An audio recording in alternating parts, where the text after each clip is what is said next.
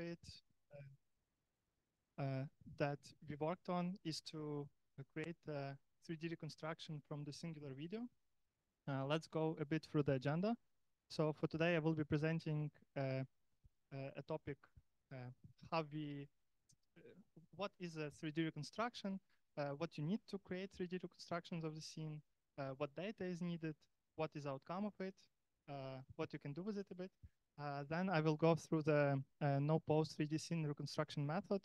So we will talk about what are those methods, how they work, what are their limitations, what are the problems of these methods, and from there we will describe a bit our existing problems and through it, like our research objective and our hypothesis setting for the thesis.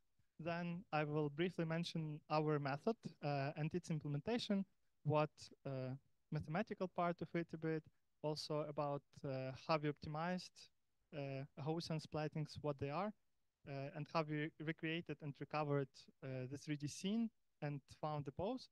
Then I will mention metrics and compare different strategies that we've developed to see what the difference, whether those things that we added on top of it, they helped or they didn't help.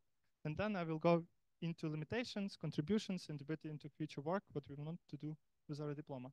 So here you can see two videos, and on the right side, you can see how the camera moves.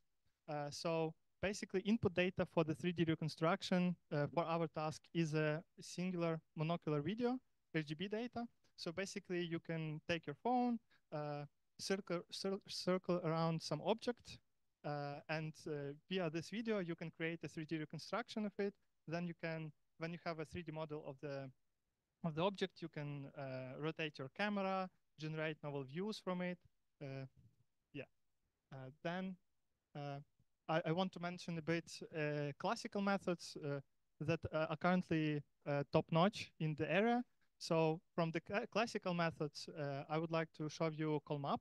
So basically, it's a method to create sparse 3D reconstruction. So actually, the problem with this method that you will get some sparse 3D points of the scene or the objects, but you can't actually interpolate and render it. But big plus, you get really nice poses. But here you can see the limitation from the beginning that for the 200 frames, which is basically 8-second 25 FPS video, we have to run it for 12 hours on like singular machine. And it has a couple of other problems as I've described. So other methods, other like, I would say, different approach to reconstruct 3D scene. It's a neural radiance field. Basically, what you get, you have some representation of the scene. It's either inscribed in some feature map or in MLP. So basically, you have rays casted into the scene. You sample these points along the rays, and you get really nice images, as you can see. So this four representations show different nerve approaches to generate novel scenes. You can see there that some of them are not really good, but nope nerve is really nice. But the problem, even though you can now render new novel views and do everything you wanted, still the problem exists that we have to train for the singular video. We have to train this method for 24 hours plus, and also we can't render it in real time. So we have to wait to generate like a couple-second video. And the third approach, it's really new because like 3D Gaussian splittings, it was introduced like half year ago. This is like basically a rendering engine which helps you describe a scene with 3D Gaussian splittings. And the plus of this method and this approach that it's really fast to train and to inference it. So if you want to generate novel views, it's really fast, like 200 FPS. And you can see that methods that are currently working using these rendering engines, they need 2+ hours for 200 frames, and they have real-time inference. That's why we decided to use 3D Gaussian splittings as a basically root engine for our rendering technique. And now I will go a bit into the problems. So what are the problems? That we need to really extensive computational resources to create a 3D reconstruction. We also need direct pose estimation. As I showed you previously, for each method, we need to run colmap. So before even you start the reconstruction, you have to just wait for 12 hours, and you're not really sure that those poses will be really nice. And if the poses are bad, your reconstruction will be bad as well. And the third problem is that the speed of rendering process. So if you want to generate views from other camera points, not from video, it's not real time for all the methods. Uh, so it's our problems. And the research objective for this thesis was to use 3D Gaussian splatting as effective strategy to reconstruct a 3D scene. We wanted to avoid running some methods that for the singular video gives you camera poses, because you can't start 3D reconstruction without having direct camera poses. So we wanted to avoid that as well. We also wanted to use predicted depth maps. So we used the method called depth anything to generate depth map for each frame and use it to create to reconstruct the camera trajectory. And also the fourth, our objective, we also generated some small synthetic data. With actually, the point of it was to understand how, so for the synthetic data, we have ground truth depths because we rendered it by ourselves and we know the perfect values. And we wanted to use predicted values to see how our method degenerates with the use of predicted depths. Yes.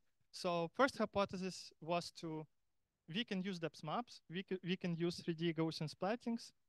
Can we do reconstruction on its own using just these two input data items? The second one was, does the quality of the depth maps that we predict actually influence our method to reconstruct the 3D scene and to recover the poses? So two hypotheses. Here I will start with briefly mentioning what are 3D Gaussian splattings and how they work. So basically, our 3D scene, they consist of these small ellipses. So here you can see the ray. What ray for us means, so when we have a camera and we cast rays from the image, they go through these ellipses. And these ellipses actually represent some objects in the scene, some surfaces, even some lighting difference. And those ellipses are parameterized with a couple of with set of parameters.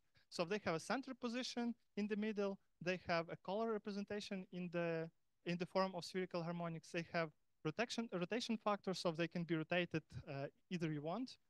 They also have a scale factor. They have 3 different parameters because you can stretch this ellipses in either direction you want. And they have also opacity. So if your couple of ellipses they lie along the ray, you actually sum up of the use a sum of their contribution, not only one ellipse at a time. And the reconstruction process with the 3D Gaussian splatting looks like this. So you initialize your Gaussian splatting points with some SVM points. So for example, it was previously colmap. We had a sparse point cloud. We created 3D Gaussian splatting from this sparse point cloud. We have some cameras in the video, and actually we render this Gaussian splatting. We compare the image to those we have in the video itself, and we actually move, rotate, stretch this Gaussian to match the 3D scene you see. And here we'll start to describe our method, how we actually recovered the pose and did a 3D reconstruction. So for each image in the video, we actually have image, AITA, and we have a depth map. And what we do, we actually unproject. We use perspective unprojection. Don't project the points into 3D. And for each frame, we have this representation stored in Gaussian splatting. So it basically looks like this. If we take pixels and project them, initialize Gaussian splatting with them, before the optimizations, you can see the image on the left. So it looks really blurry, not nice. You can't really spot all the objects. But after we use some photometric loss and optimize those local Gaussian, you can actually have a partial representation of the scene for this specific frame. Next thing what we do, after we got this really nice representation of the scene for this particular frame, we actually want to rotate this point cloud of Gaussian to match the next frame. And basically, it simulates how the camera moves along the space, along the 3D space. And what we learned, what parameters do we learn from it? We freeze Gaussian splatting, and we rotate it and translate it. And we want to basically what we want to find relative transformation from 0th frame to 1st frame, then from 1st to 2nd, and so on. So we find the partial transformation along the trajectory. But the problem is, if we only use those local representation and calculate only these relative transforms, our trajectory, it actually deteriorates with time, because we can think about, okay, we have some error between 0th and 1st frame, then between 1st and 2nd frame, and so on. Actually, the error stacks, and we don't do anything with it. If you don't do anything with that, our trajectory just moves the wrong way. And to approach this problem, we use a global representation. So instead of only using a local scenes only, we also store one, which we use to adjust all the poses. So for example, we learned the poses for the first 3 frames, for example, here, and we estimated the relative pose for the 4th frame, but we don't only use those parameters, we only use this global representation to adjust this pose. So in that way, we are a bit ensuring that our whole trajectory, it looks really on the same object, and it doesn't deteriorate and creates separate images. Also, we found another problem with using the one global representation. We found that if we, for example, added 4th frame, we didn't have a really nice time to see that 4th frame. And we didn't see, basically, when the camera moves, for example, if we found the camera poses for first 2, when we estimate for the 3rd, we see 1st frame a lot of times already. But the 2nd frame, we saw only once. So when we estimate the 3rd frame, we actually don't really sure what we have. So we adapted some opacity filtering strategies. So into global scene, we add 3D Gaussians from the local scene, but with opacity 0.08. Why we did this threshold? Because we saw that with higher opacity, Gaussian splatting, they tend to lie on the edges of the object. And when we move our camera, we actually see that the thing that mostly changes, it's the edges of the object. So we use this strategy. So this is like a pipeline in a nutshell. So we have these frames from 0th to the end of the video sequence. For each frame, we optimize local 3D Gaussian splatting, which is basically a representation of the 3D scene only from this perspective. With local method, we only estimate the initial rotation and translation for the camera, and then we adjust it using our global representation, which is only, we have only one of it. And we grow it with new frame added, we optimize it to cover all the previous frames that we recovered already. Now, let's talk a bit about data. So for the testing and for the training, we used data from core 3D datasets, which is basically a dataset from Facebook, and it consists of singular monocular video, basically how the camera moves around some object.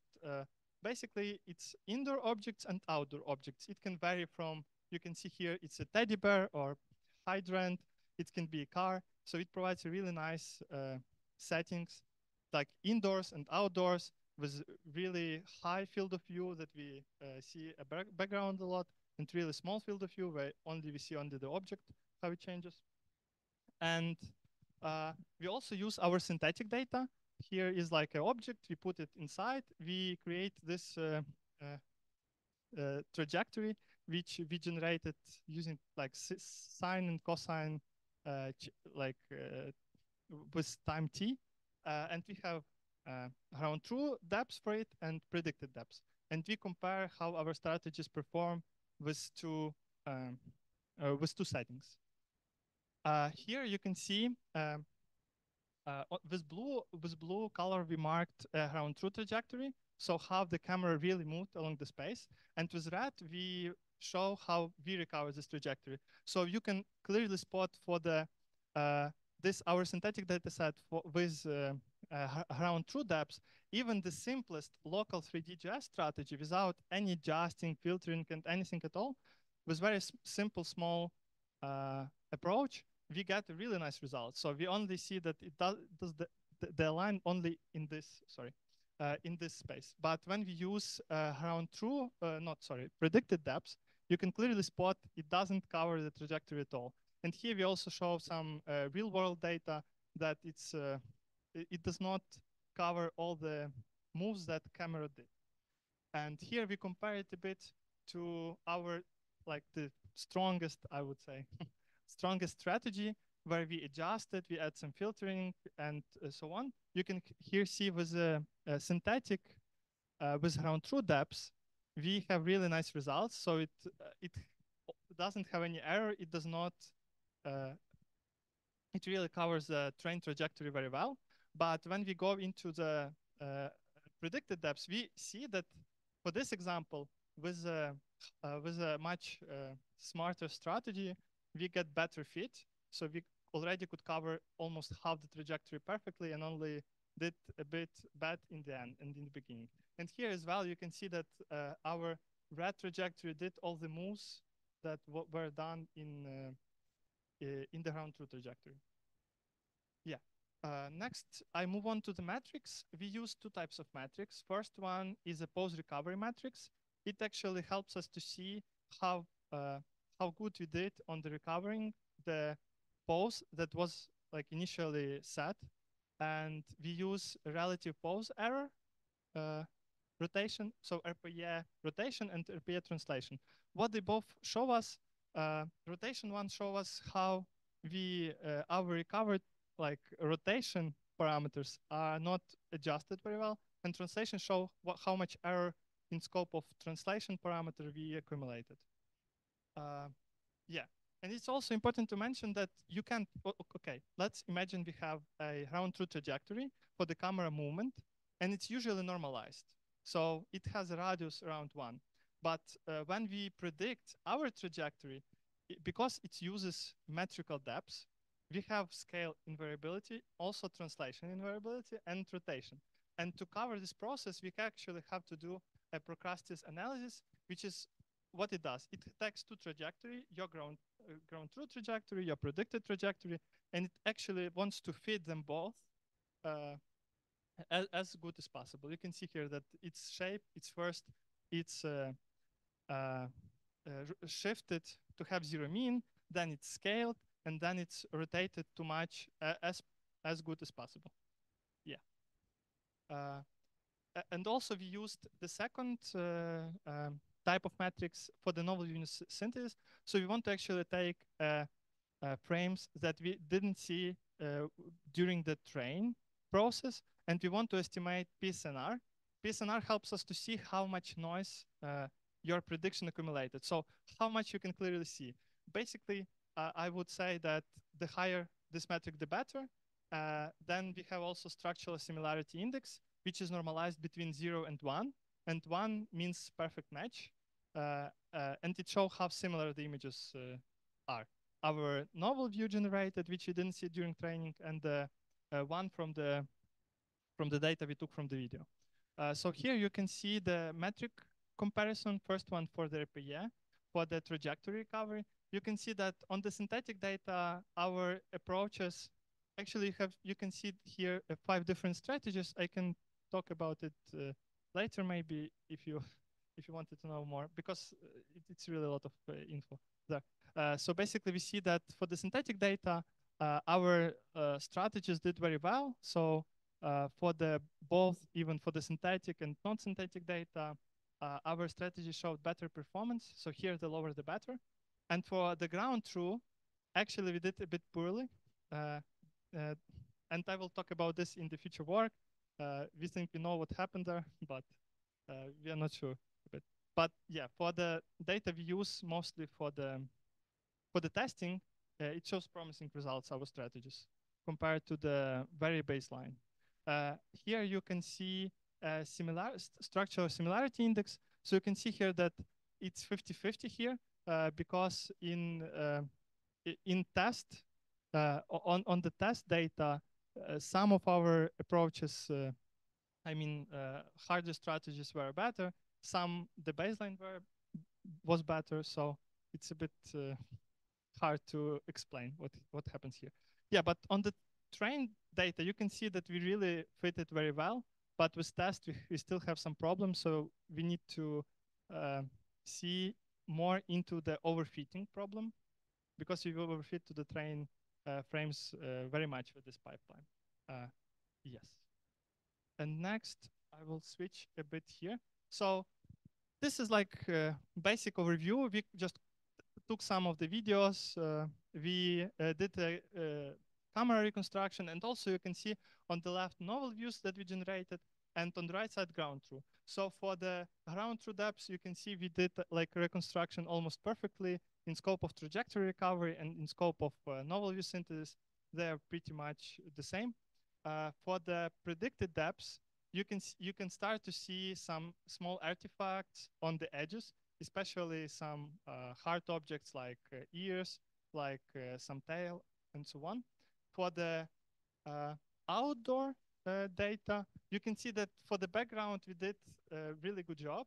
But for the car itself, the object in the middle, we have some blurred edges anyway. And you can see that trajectory here, we did almost, I think, very good. Yeah, and for the other data as well, so we can see it almost perfectly matches the train trajectory here as well. Here it even could model some really narrow details like the spikes on the stairs. Yes, let me just, okay. For some reason it doesn't work. Anyway, well, it's not.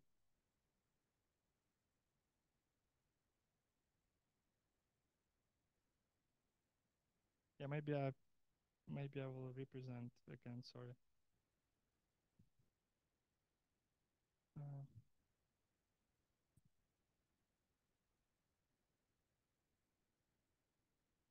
1 second.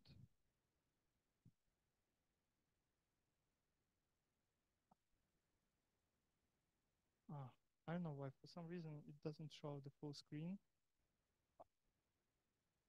I think it bugged somehow.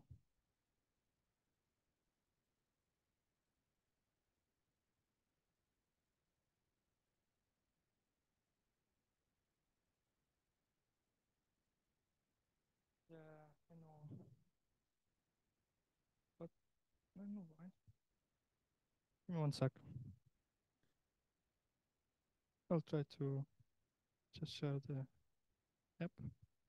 Maybe this will help. Yeah.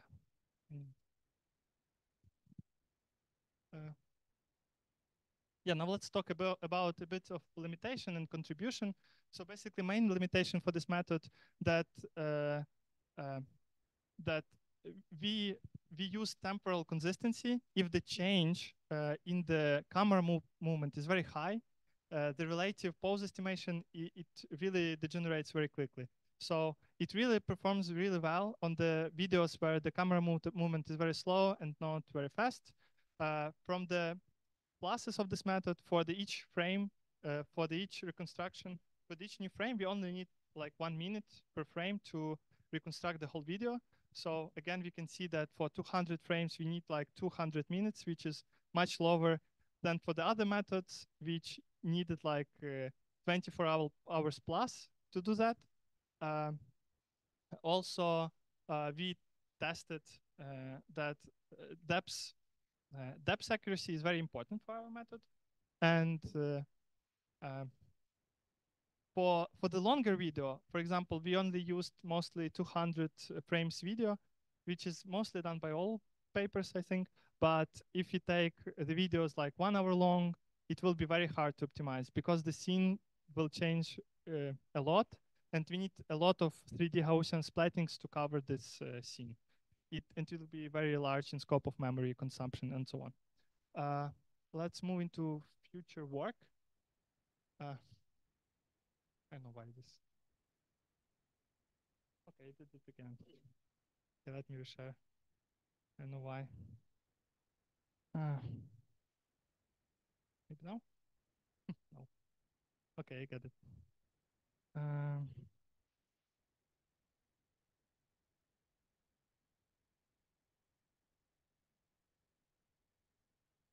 And for the future work, we want to experiment with adaptive learning rate, because now we mostly, in all cases, we made it constant. And what I mean by that we start with really high learning rate for the rotation and translation to really move on from the initial pause and then to come back with lower learning rate. We also want to employ and discover different depth map preprocessing strategies, because we can see that depth maps really like influence heavily our method. We also want to build more consistent training pipeline for global 3D.js, because it's really not obvious how to train this global scene representation, how to make it grow, how to make sure it does not like converge to very like bad representation. And we also need to compare our method to the other SOTA methods like no that I went before, but the problem that they need really a lot of time to run on the small video. So we have to do that as well. So that's it from me, I think.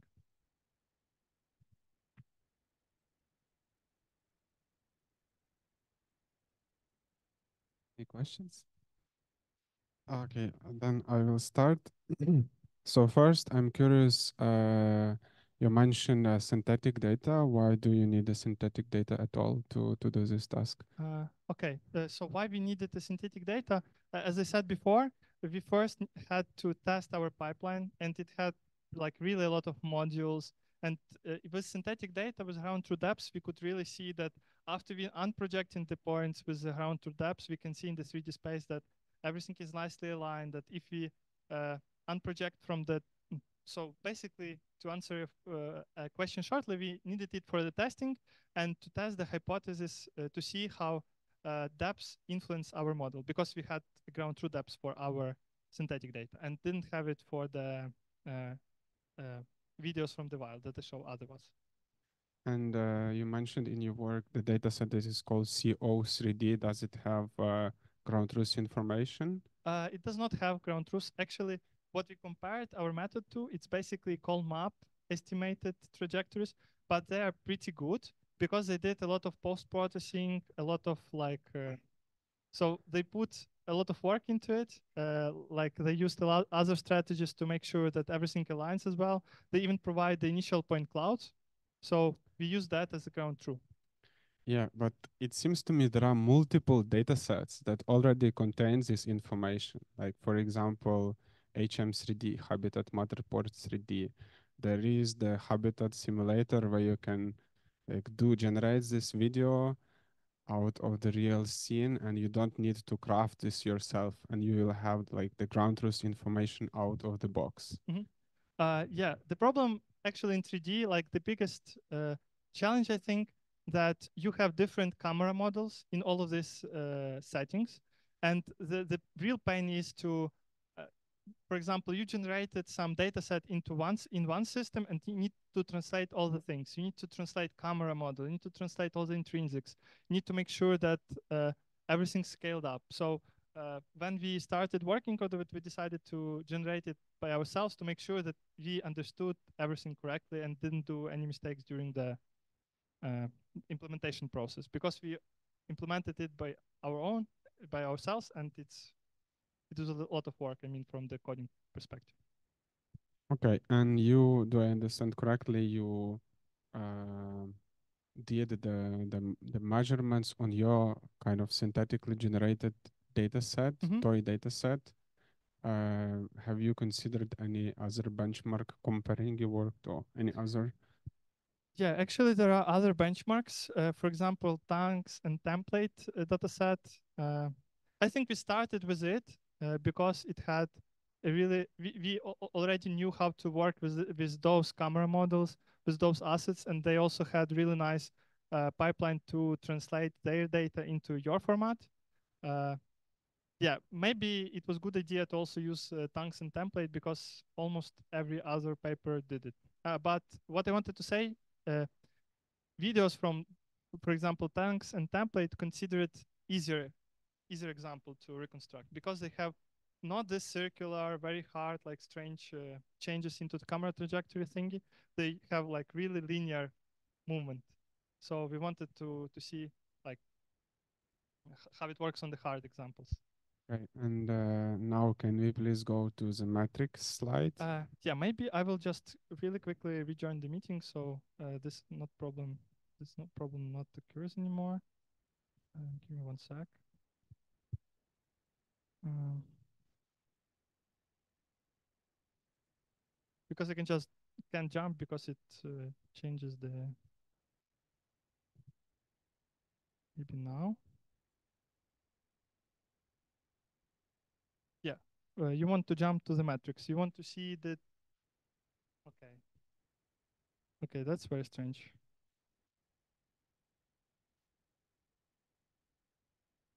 I don't know what it.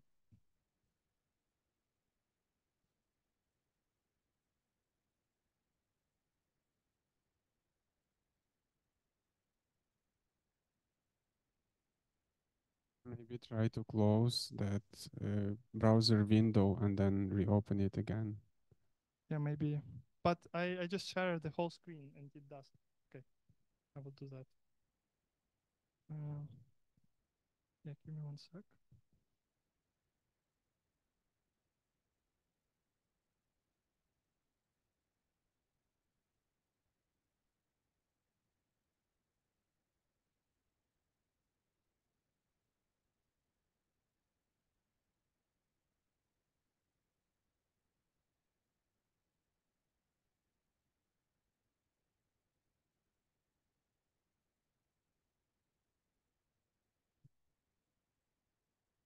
Okay.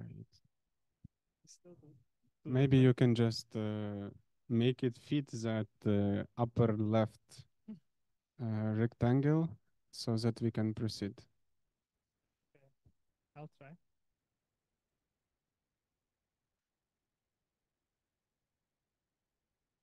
But I'm not sure it will work. Yeah, but you can't really see a lot of things. And if I start the slideshow, you will see on the top part. Yeah, maybe it's not. Maybe try to maybe you share the screen. I don't know. I'm not sure it's on my side because I don't see any changes in the.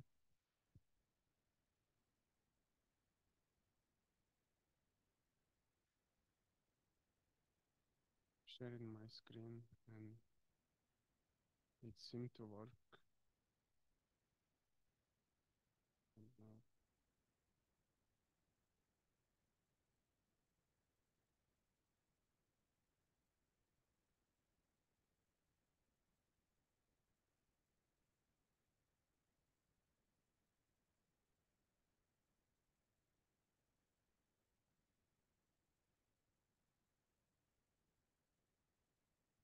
Mm, yeah, and I also was curious to hear about a little bit more details about metrics and also the process of optimizing this local and global Gaussians. So if you can please make this work. Okay. Okay. Let me just try one more thing.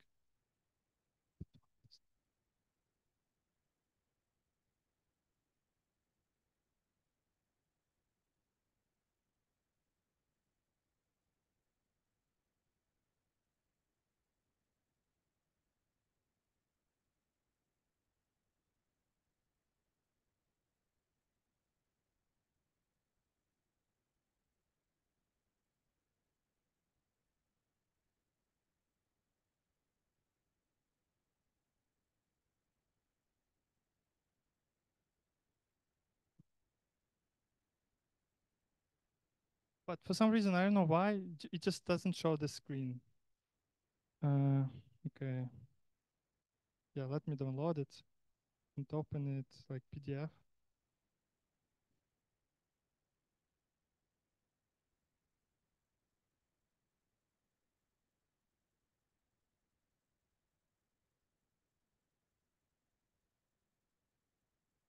Yeah, I just don't know why this like screen does it to me. Like, wait a second.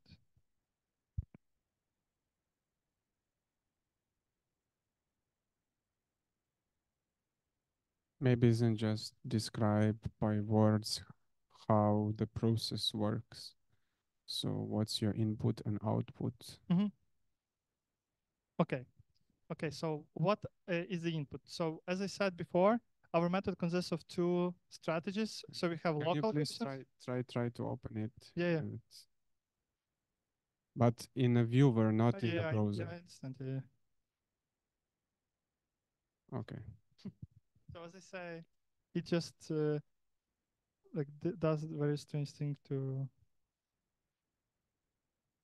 Okay, as I said before, we have local Gaussians. So basically, we have a separate 3D scene for each frame. And how we obtain it, we just unproject the points using depth maps and we overfit it to match the 2D image. And we have this only like perfectly fitted local representation. We use it to find initial rotation and translation. And also with these local Gaussians, we optimize one global scene. And from local Gaussians, from local scenes, we add it to the global scene. And a global scene, it means that we don't only have a separate unprojected Gaussians for each frame. We have one representation of the scene that we optimize using all the frames that we already covered. For example, if we recovered 3 frames, we optimize this global scene with 3 frames. But local Gaussians, we only use 1 frame per optimization.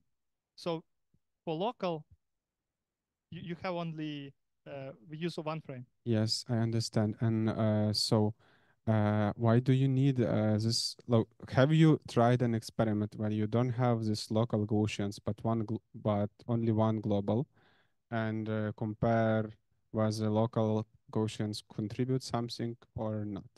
Yeah, they actually contribute something because imagine you've optimized your global scene with only 2 frames, and on the second frame you did very poorly. So when you rotated your camera, you already lost it a bit.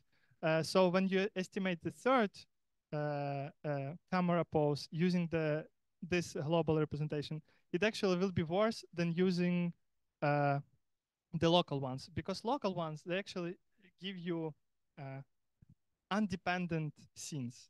So, for example, you can think about a correlation like error, correlation error.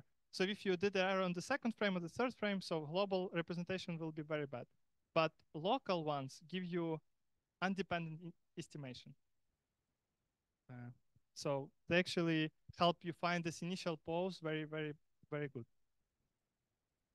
How does classical Gaussian splatting work? Does they have multiple frames? Am I correct? And Yeah, they create the global. yeah, basically, if you take a simple strategy of 3D Gaussian splatting optimization, you already have all the camera poses, everything, Okay. and you have the set of 200 frames, and you pick them randomly, optimize, pick randomly, optimize. So you optimize the whole scene. You have all the cameras already set, and here we grow it with time. Got you. Thank you. Any other questions? You mentioned that you haven't compared with SOTA results because of huge resource amount required for this, but still it's very strange. It's like the first question which arose how your results could be compared with. Yeah. Actually, that's I think there is 9 criteria, and this one we didn't match. Why we did it? Because when we developed the methods, we actually it has a lot of code, a lot of things, and it didn't work for a long time. So we had a lot of bugs in it, and we concentrated on the fixing the method so it works like so even the baseline works okay. So you can compare using the metrics that it works okay.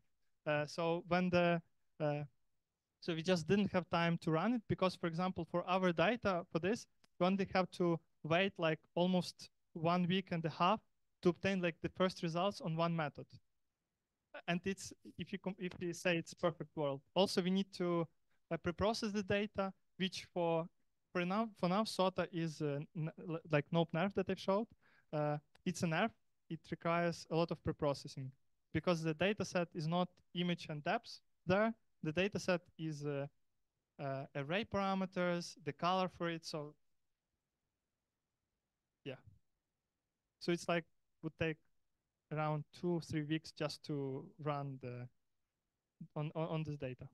And we can't compare the metrics for their paper because, as I said, we use this Procrustes analysis. We have to use the same depth estimator for the both method.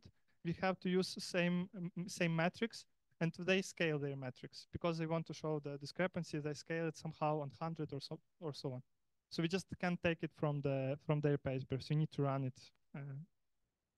Yeah. Okay, thank you. It still seems to me very strange if you have, say, 20 frames, so say 200 frames, at least one video, and for method it takes like days. So what this method does, so why it works so long, these classical methods? Okay, if I've talked about two methods, so CallMap. CallMap, what it does, it have like 5 stages. First one is sift or any other feature transform extraction method. The second stage is you match the features. The third stage is bundle adjustment, and in each of the stages, you have to compare each frame. So you have a pair of frame, you compare it. Pair of frame, compare it. Close ones. And the complexity for the bundle adjustment and all of other things, it's a quadratic rule. So for the 200, so if you add more frames, it's a quadratic time. It's a quadratic memory and almost quadratic time. Because not fully quadratic time because they use sub pairs and they don't compare the whole pairs, but most of it. That's why it takes 12 hours. It's the first one. For the nerve, it's so long because you have implicit representation of the scene. If you take 3D Gaussian splattings, they render like 200 FPS. For the nerve, you have to have a scene. You need to cast rays through the scene, and imagine if you have like 500 by 500 images, you need to cast like 500 squared rays, and along each ray you need to sample like 1,000 more time, and then after sampling you need to put it into some neural network or sample from the feature map and convert it into color. So it takes a a long time to render it and to. Okay.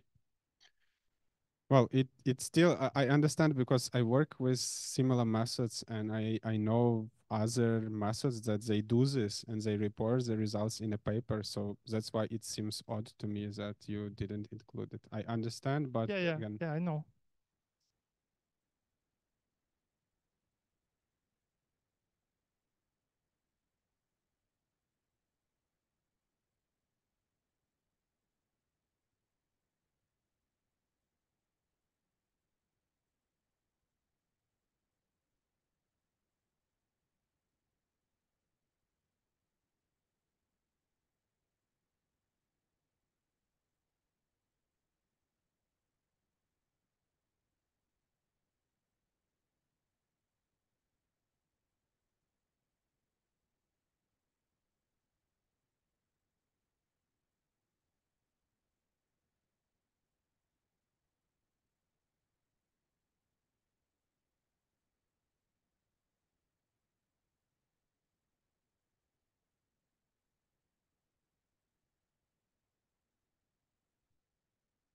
Okay, so the next student is Dmitro Mikhailov, and he will be presenting his thesis, Cloud-Based Just-in-Time Computation of Dynamic Transformations of Biomechanical Models.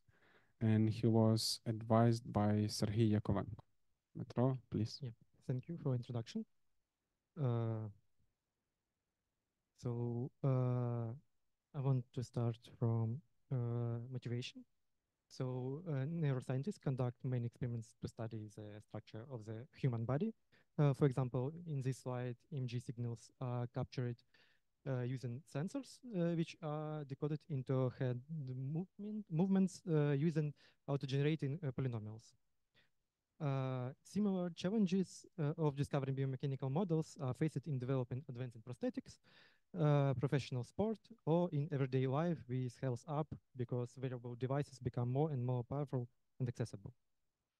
Due to the complex human body structure, all previous examples are combined by the problem of solving complex systems of linear equations. For example, a realistic arm model contains 27 degrees of freedom and 63 muscles.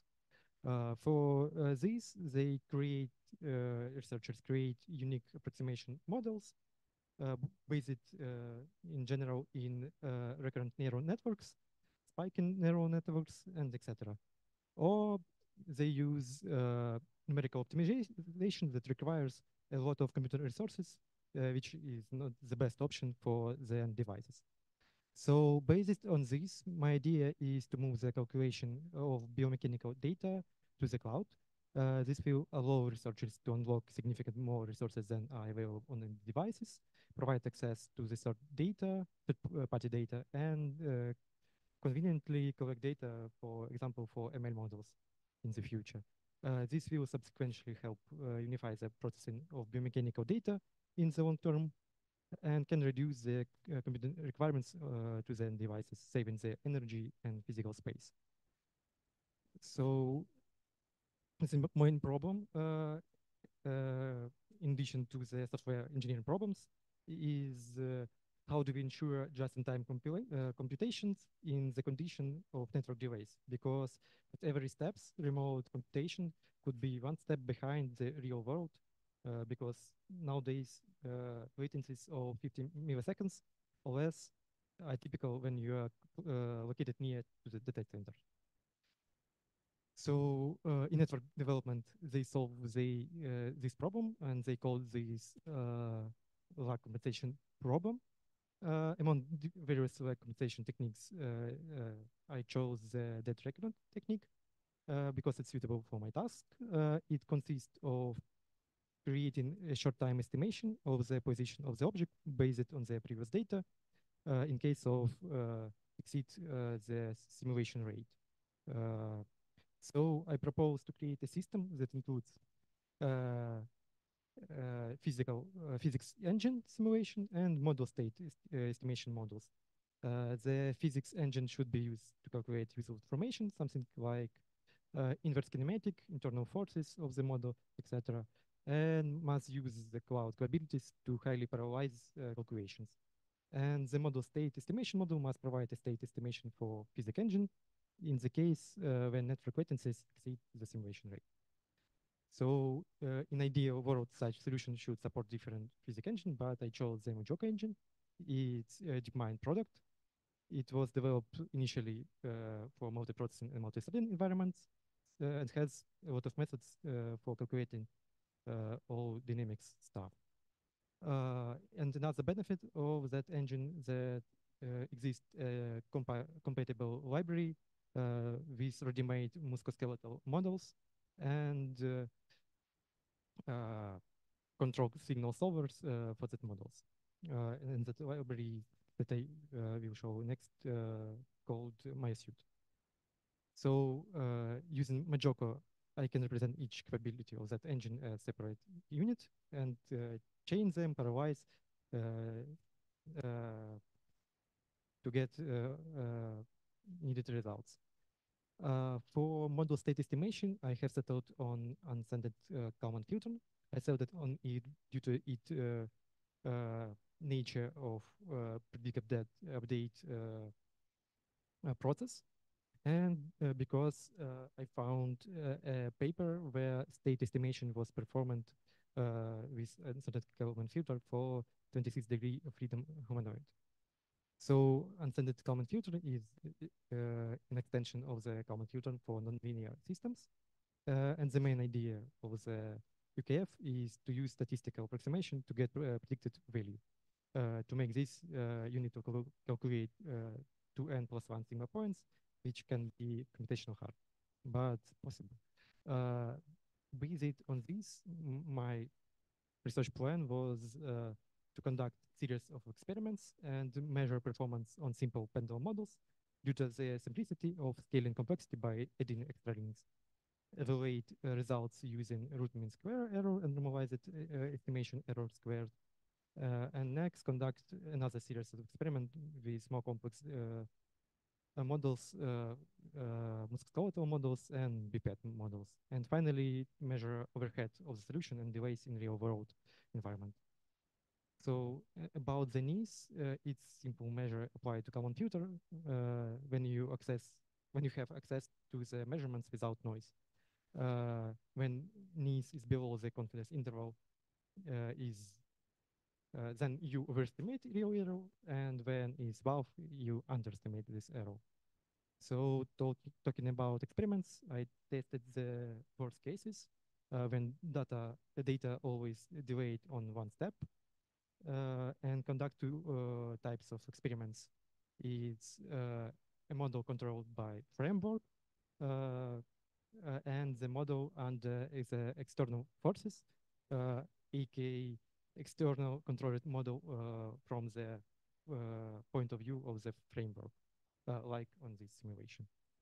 So for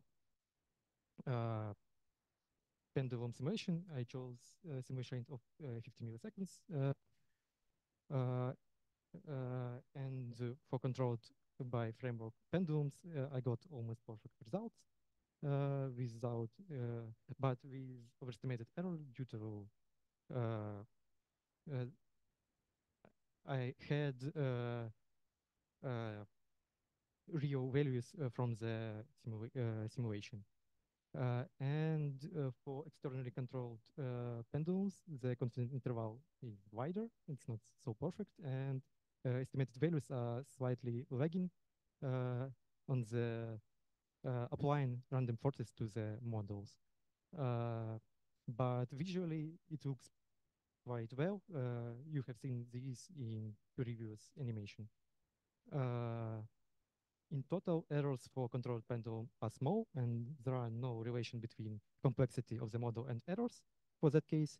But for externally controlled models, the situation is different. The errors are higher, but they still low and don't exceed 4 degrees. But now a direct relation is visible between the complexity model and errors. About second series of experiments with biped model. I stopped at the biped model due to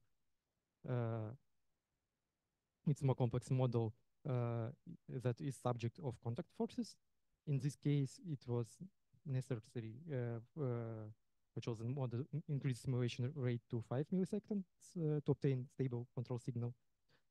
So this model has a little bit different state structure setup, and for under the number 1, it's XS axis position, under 2 is Z axis position, and 3 is left leg hinge, and 4 is the left leg shock absorber, and 5 and 6 same just for right leg. And for controlled by framework model got quite good results. But for the externally controlled model, it's not as good. It's naturally made mistakes in that axis in shock absorbers. Animation before you have seen when the model is a little bit adjusted after each step. And this is the visualization of that errors with leg shock absorbers. Talking about skeletal model, it works quite well for not really complex model. They also use 5 millisecond simulation due to limitation of Mayo suit framework, but the errors is quite small. It made mistake, but it's quite similar to the real value. But it don't work for really complex models. For example, like my head, it uh, accumulates error and explodes quite fast, even for controlled Myohead by framework. That is quite strange setup. The use case, this use case made mistakes, as you can see. So, and finally, talking about overhead and delays, as said before, the UKF requires the calculation of 2n plus 1 sigma points, or in other words, to solve 2n plus 1 nonlinear equations. But the good news is that this process is parallelized, and if you have enough CPUs, as you can see, you have reduced computation time. And I also tested pendulum simulation in real world environment, and I got delays less than simulation rate. That I think is quite great results. And in conclusion, I want to summarize. It's possible to get just-in-time calculation if your average network latency plus time to make useful calculations not exceed 2 simulation rates. In case of unexpected network latencies, you will have enough accuracy, but should keep in mind due to key common filter nature and possible random behavior of movements, it will work for not really complex model and with detailed environment. And for future work, you saw how different models could be, and the is really challenge to create production-ready solution that covers all cases. So it's one way for the future work, and another is that UKF in experiments struggle from incorrect set process noise. So it should be a good idea to test another variation of common filter, for example, with adjustable noise, or other variants to make short time estimation. Thank you for your attention.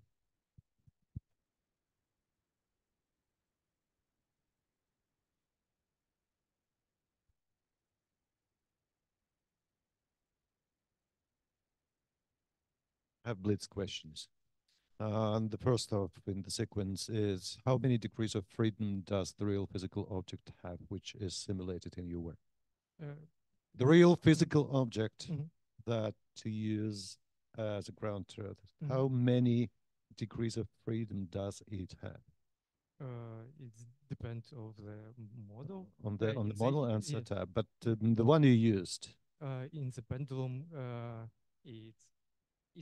if it's 1 degree of freedom, it's a simple mathematical pendulum, it's just 1 degree of freedom, but for 3 degree of freedom, for 3 links of the pendulum, that contains 3 links, it will be 3 degree of freedom. Yeah, but you have 5 fingers. And you have this junction as well. Yeah, as said and before. you have this elbow junction as well. Yeah, as said before. So it has to be multiplied a bit. Yeah, that pendulum is. So I do remember something like 22. Is it yeah? For hand, it's quite big. It's 20. Yeah. The second in the sequence, I mean the blitz. How many degrees of freedom are supported by your simulation? I don't limit it, but I mean in the real implementation you have that. Yeah. It's your contribution for this work. Yeah. How many? I limit it on.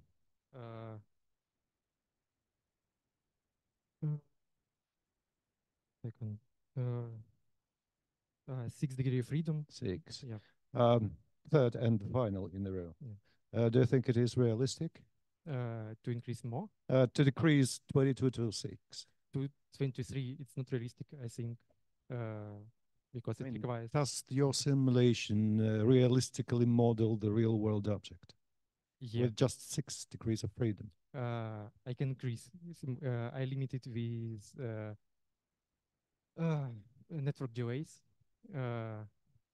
So I need to. Okay, thank you.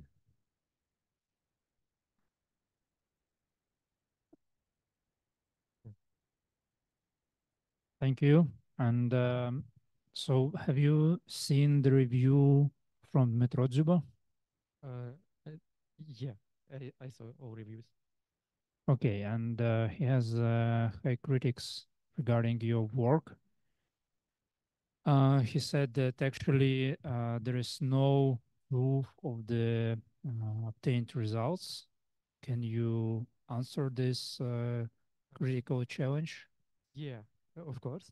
I don't know which version of my work so I edit later plots with simulation delays.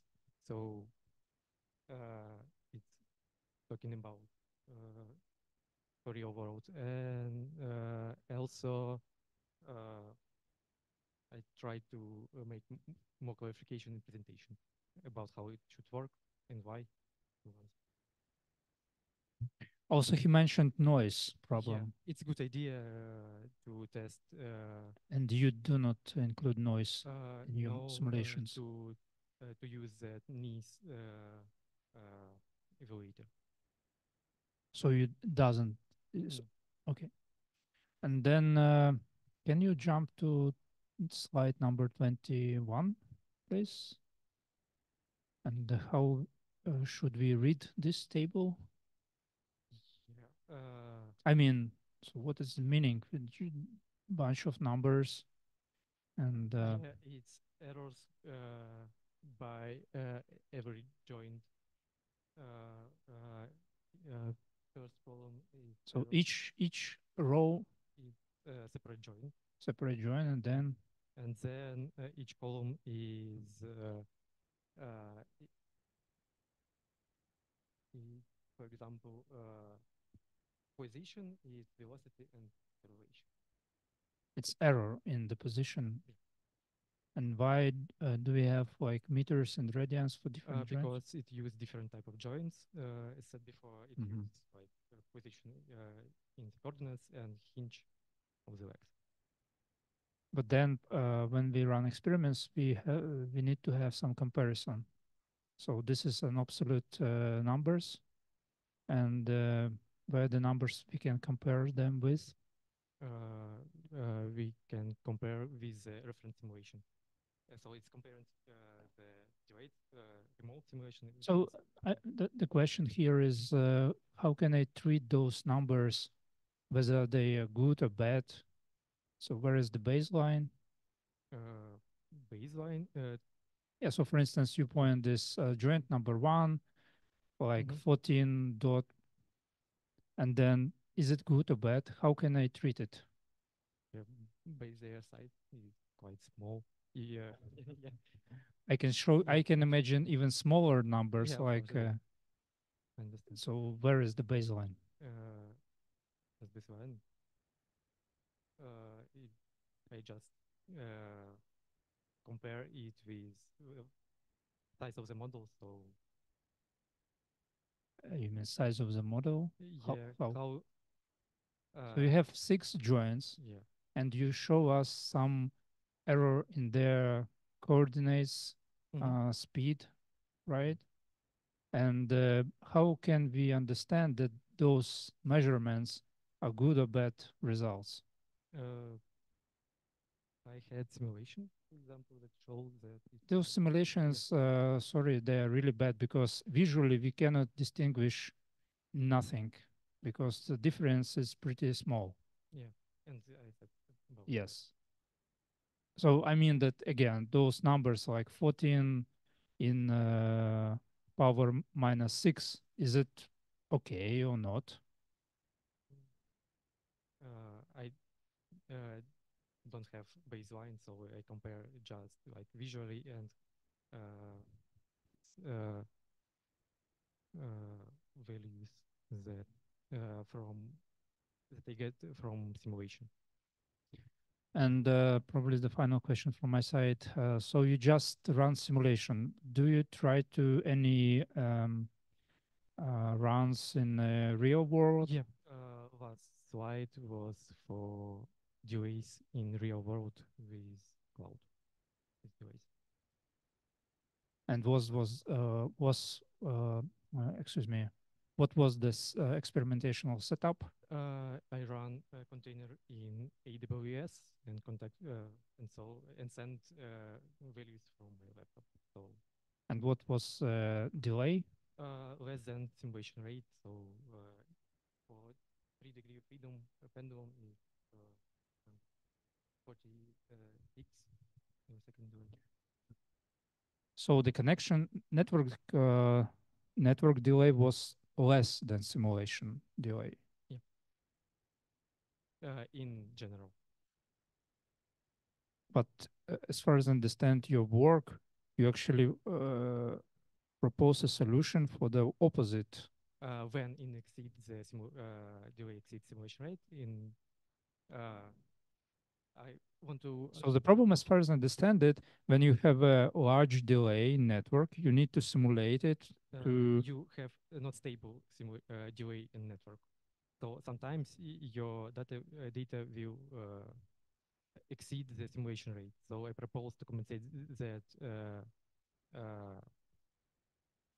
lags with UKF.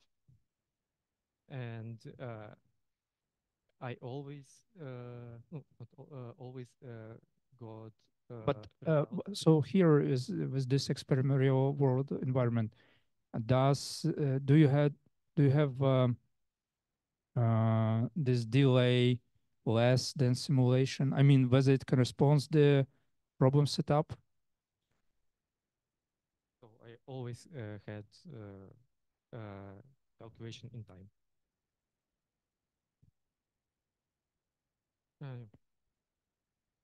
Yeah, but you need to have.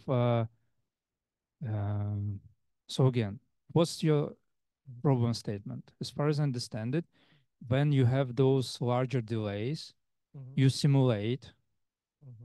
So to compensate those delays, is it correct? Yep. And then my question regarding the real world environment, as far as I hear you, you said that the network delay here was small, so there is no need for simulation. It's not always smaller, but in general, yeah. So, but even in cases when it's larger, I got result. And from this slide, what was the network delay? So we see here like 35 milliseconds for simulation, but what was the actual network delay? It's around 5 milliseconds I got. Do you have it in your paper? Okay, we'll check it. Thank you. Just to clarify, as far as there was no need to simulate, was your simulation solution tested? Yeah. Thank you. Alexei asked my question, so I pass. I think we don't have any questions, so thank you, Dmitro.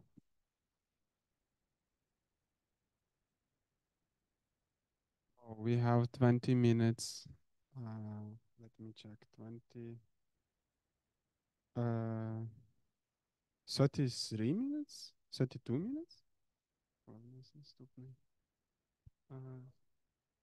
14, 20. No, sorry. So we have 12 minutes break.